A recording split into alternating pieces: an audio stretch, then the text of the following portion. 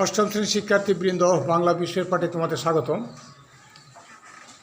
আমরা অধ্যায় দ্বিতীয়ের প্রমিত বলি প্রমিত লিখি এর আলোকে উচ্চারণ স্থান অনুযায়ী ধ্বনির প্রকারভেদ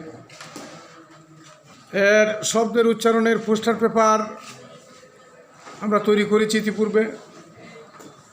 এখন উপস্থাপনা শুরু হবে। তো শব্দের উচ্চারণ দিকটা আমাদের ফলো রাখতে হবে, লক্ষ্য রাখতে হবে যে উচ্চারণটা সঠিক হচ্ছে কি না, আর আমাদের বর্ণের উচ্চারণটা কোথায় হচ্ছে, আমাদের উচ্চারণ স্থানটা কোথায় হচ্ছে সেখানেই বিষয়টা। যে কোনো একটা বর্ণ সেটা কণ্ঠবর্ণ হবে না তালব্য বর্ণ হবে, এই নিয়ে কিন্তু আমাদের উচ্চারণ স্থান আমরা ইতিপূর্বে আলোচনা করেছি। এখন চলে যাচ্ছি আমরা একটা দলের কাছে। সেই দলের নাম পূর্বাশা দল।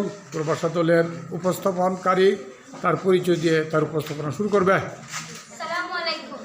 আমার নাম শাহজাহান ফাইজা, শ্রেণী অষ্টম, রুনন 3, বিষয় বাংলা। দলের নাম পূর্বাশা। পূর্বাশা দলের পক্ষ থেকে সবাইকে ধন্যবাদ জানাচ্ছি। এখন আমি শব্দ উচ্চারণ স্থান অনুযায়ী ধ্বনির প্রকার, শব্দের উচ্চারণ এর পোস্টার পেপার প্রদর্শন ও উপস্থাপন করছি। শব্দ উচ্চারণ অনুযায়ী ধ্বনির প্রকার: কুমড়ো খ কণ্ঠ ব্যঞ্জন, ম অষ্টব্যঞ্জন, রবীন্দ্র মধ্যাহ্ন ব্যঞ্জন।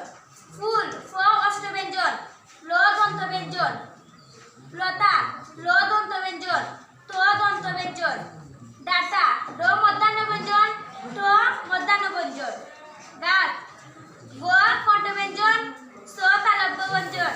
সূচি স তালব্য ব্যঞ্জন, ট মধ্যাহ্ন ব্যঞ্জন।